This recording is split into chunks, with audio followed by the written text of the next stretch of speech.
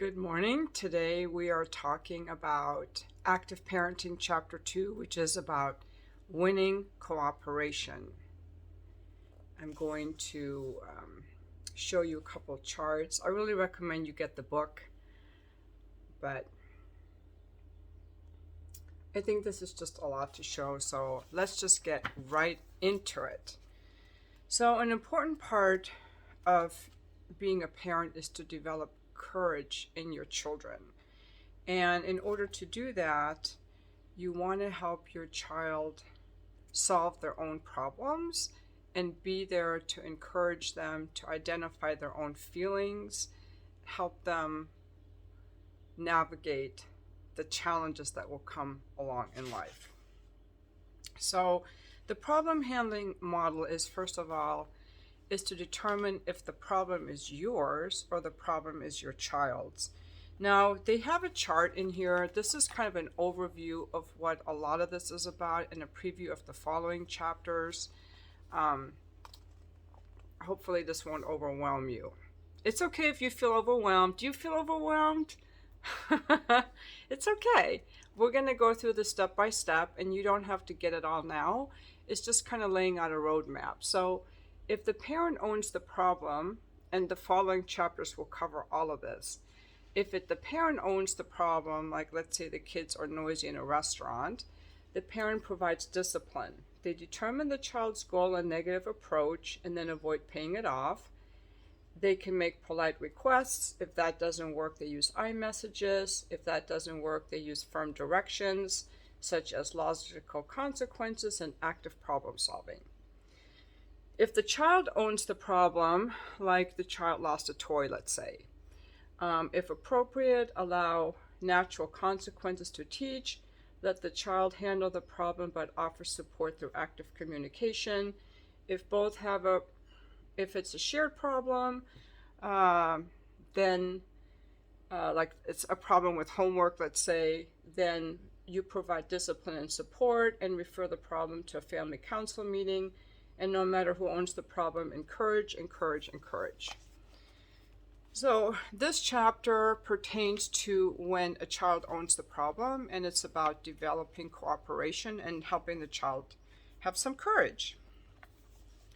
Determining who owns the problem may be a more important part of solving the problem than you might first realize.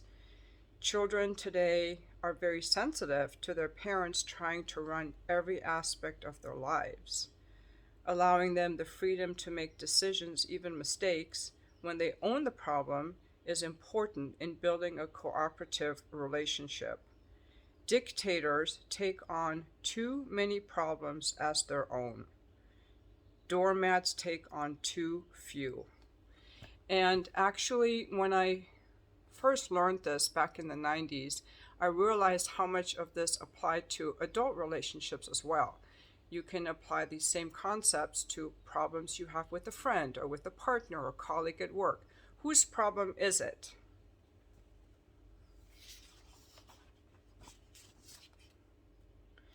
Now, in order to determine who owns the problem as a parent, these are the questions you ask. Who is the problem behavior directly affecting? Okay, whose needs or goals are being blocked? Second, if the problem involves health, safety, or family rules or values, then the problem is the parent's problem. And third, is the problem within reasonable limits for your child's age and level of maturity? So if an older kid is picking on my little kid, it's my problem because the little kid doesn't have the power to solve that problem. So here are some examples, see if you can guess who owns the problem, you guys. The children are giggly and noisy at a restaurant. Yes, the parent owns the problem because the children are interfering with other patrons and the parent's enjoyment of the meal. Your child rides her bike on a busy street. The parent owns the problem because safety is being at risk. Your daughter doesn't like her sister going into her room without asking. The child owns the problem because children have to learn to get along with each other, and siblings are entitled to have a relationship with each other without the parents interfering. And that was a big one that I had to learn, because when the kids would argue, I'd say, or they'd go, Mommy, so and so did this. Okay, well, tell them not to do it, or how would you like to solve it? Just put it back on them. Your child complains if the teacher picks on him. Child. They say child, but I'll tell you why I disagree. Children have relationships with other adults. They need to learn how to relate to them on their own. So when my kids were in elementary school, all the moms would decide, which teacher they wanted the following year. They were super involved.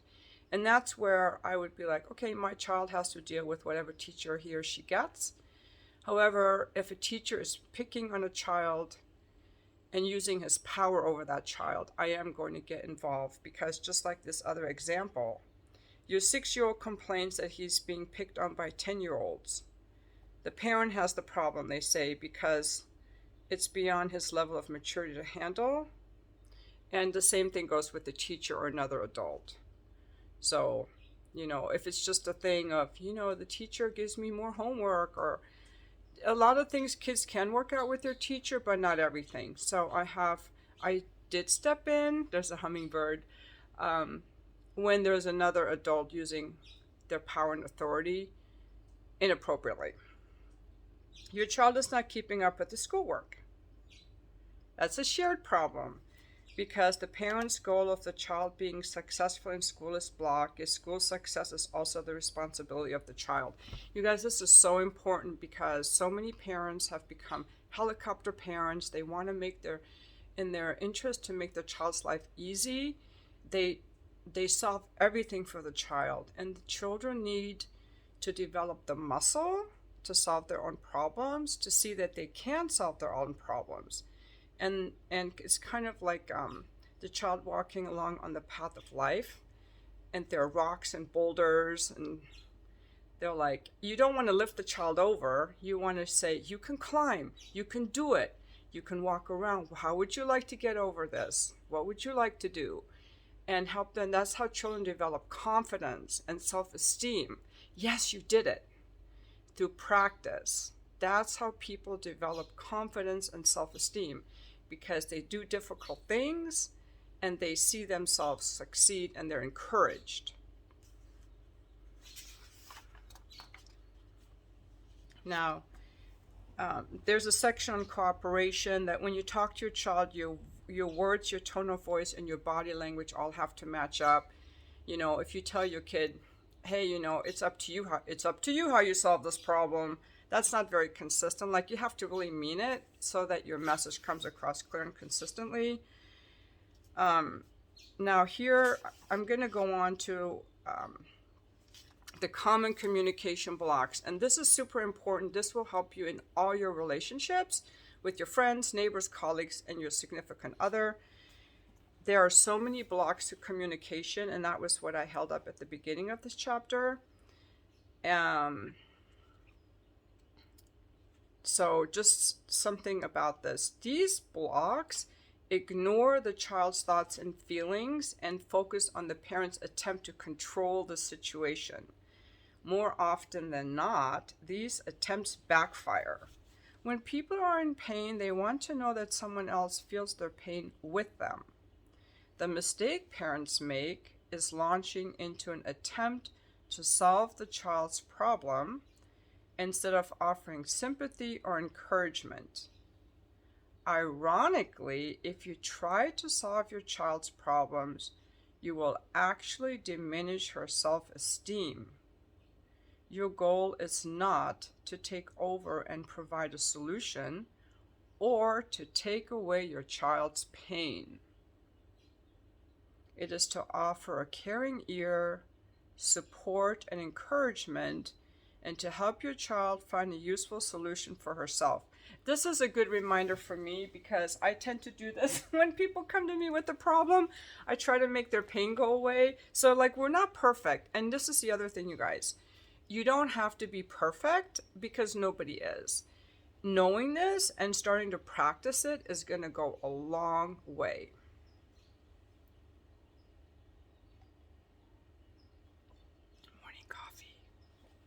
Okay. The first step is to identify the most common pitfalls, and you're going to laugh at some of these, and you'll be like when people have done it to you. Once you are aware of them, aware that you use them, be on guard the next time your child has a problem and avoid these pitfalls. When you find yourself using them in the future, catch yourself with a smile and make a change. Don't beat up on yourself. Just be like, I noticed that I did this thing. Just start noticing is a good first step. Okay, there are a lot of blocks, but I think it will be fun to hear some of them, so let's have fun with these, because I've done these a lot. Okay, let's say let's pretend a child has a problem. Let's say it's a little boy, Tommy. Let's say Tommy is a little 5-year-old boy, and his friend Billy does not want to play with him. And I'm using this example because little boys get sad when their little boy friends don't want to play with them. And little boys like to hold hands, and it's so important to nurture. Our little boys have feelings just like little girls have feelings. It is we are people. So I'm going to use this example of Tommy being sad that Billy doesn't want to play with him. And ideally, I would say, Tommy, Billy doesn't want to play with you. You sound really sad. That would be the ideal way. Let me go through the ideal way first. You want to listen for the feelings and teach the child feelings. That's how children learn how to have feeling words, is by the parent teaching them the feeling words. In that example I just gave, you sound sad or you sound disappointed. But then Tommy might say, no, Mommy, I'm not sad. I'm just mad at him. I'm just mad. Oh, I see. You're more angry than sad. Okay? So that way you don't come across like you're a mind reader or know-it-all. And then you help the child look for alternatives and evaluate consequences, like, what would you like to do about that? And then the child might say, well, I think that I'm just going to ask him if he can be nice to me and play with me. Oh, okay. What do you think would happen if you did that? You kind of help the child find a solution and look what might happen. Or he could go, well, I think I'll go play with my other friends instead. Oh, okay. And what would happen if you did that? Or if Tommy's like, Mommy, I don't know what to do. You could give an example from your own life without sounding like a know-it-all who walked 5 feet through the snow barefoot. You could say, well, I was little, and I know that sometimes my friend Angie didn't want to play with me, and so I played with my friend Lizzie instead, and then that's what I did. And then Tommy might say, okay, and then the next day you might want to follow up with Tommy. You want to follow up to show that you care, and to validate that your interest was genuine. And then you might go, hey Tommy, how'd it go at school with did I say Billy? How'd it go at school with Billy today? So you have to remember to follow up. And as you can see, active parenting requires active involvement in your child's life. And if a parent is emotionally distressed in their own life because their marriage sucks, or they have depression, or they're preoccupied with an illness or something, or if the parent is emotionally not attuned to themselves or has an addiction, you can't teach your child any of this. That's why I'm saying active parenting is so important, that we have to be present with our children to teach them all this stuff. It requires, that the parent has a stable life and a stable emotional state. But now, these are the fun ones. Let's go through the communication blocks. Let's say that Tommy comes up to me and complains that Billy doesn't want to play with him, and he's really sad, like he's almost crying. He's a little 5-year-old boy. Commanding, what you should do is just go play with some other kids. Just stop complaining. The parent wants to control the situation to provide a quick solution, But the child hears, you don't have the right to decide how to handle your own problems. That's commanding, telling you what you should do. And as an adult, you can think of your own problem, like a situation where you had a problem at work.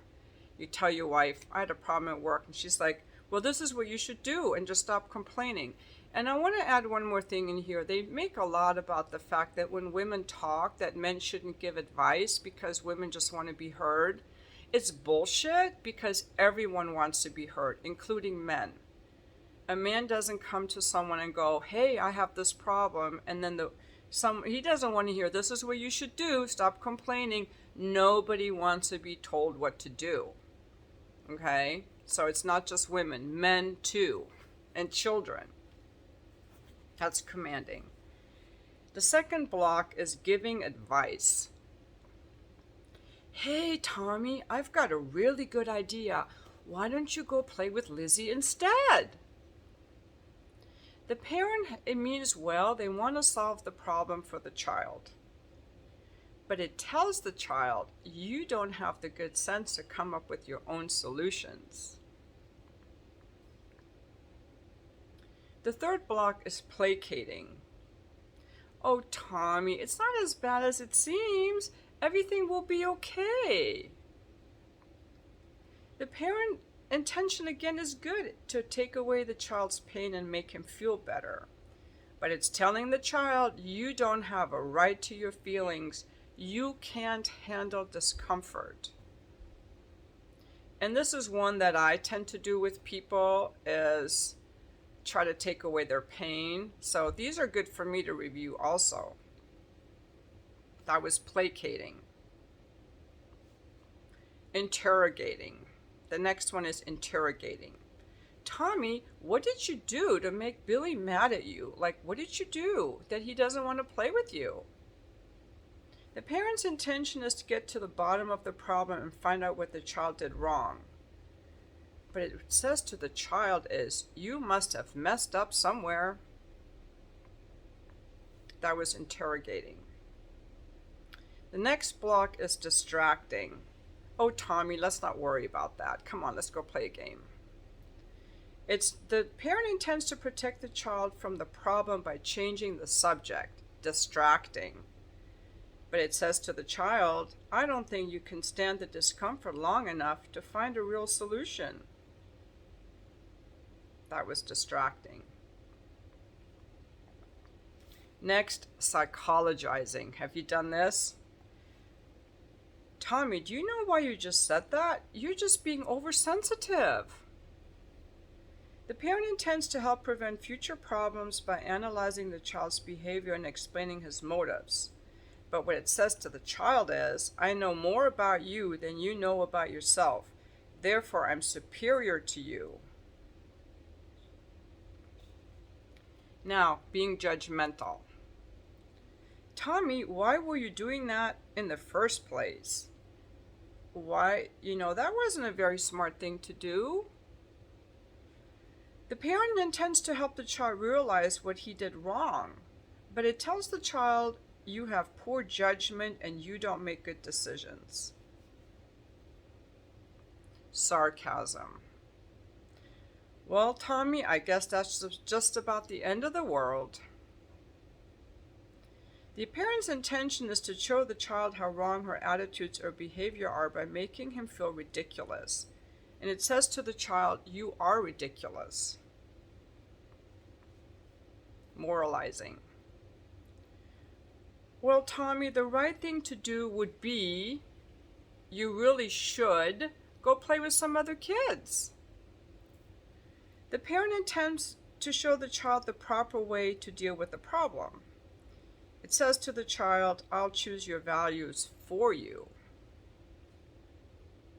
And the final block is being a know-it-all. Well, Tommy, everybody knows when something like this happens, you just go play with other kids. The parent's intention is to show the child that he has a resource for handling any problem, and that's you. And it tells the child, since I know it all, you must know nothing. And this is really good. I'm going to put this up here in case anyone wants to take a screenshot. Let me put it this way so you can see it. Take a screenshot.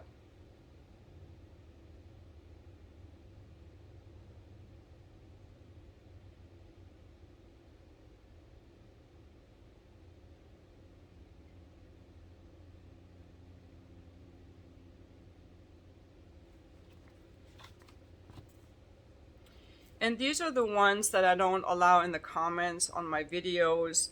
The sarcasm, the moralizing, the know-it-all.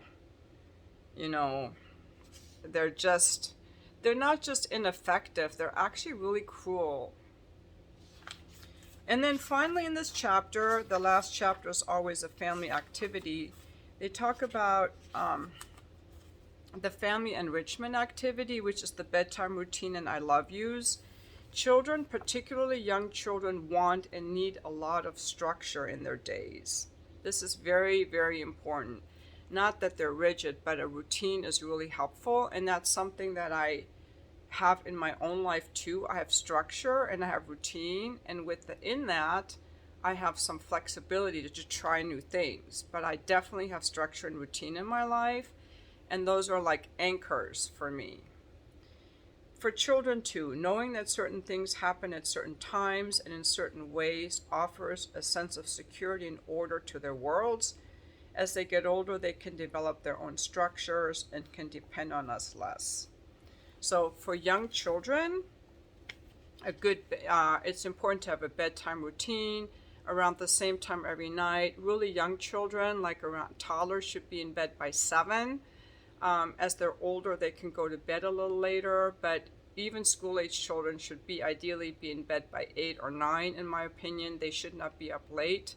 Children need sleep and they need structure, and they need a parent who's firm enough to have the structure, because they won't want to go to bed, but you're the parent, you're in charge, and by making the bedtime routine fun and pleasant, they won't resist you so much. They will resist. So you begin with the bath time, and kids love a warm bath with bubbles and with toys. After bath time, they brush their teeth, which they won't like to do, but you give them a little toothbrush and a little toothpaste that has flavors on them. Then you tell them a bedtime story or read a bedtime story, and kids love the bedtime story. And it was important to me as a young mom to do the bedtime story before I was too sleepy, because often I would do the bedtime story, and then, it would be dark, and I would sing some German lullabies, rub their backs, and then if I was tired, I would just fall asleep, and I was too tired to get up and do the laundry and do the dishes and all that.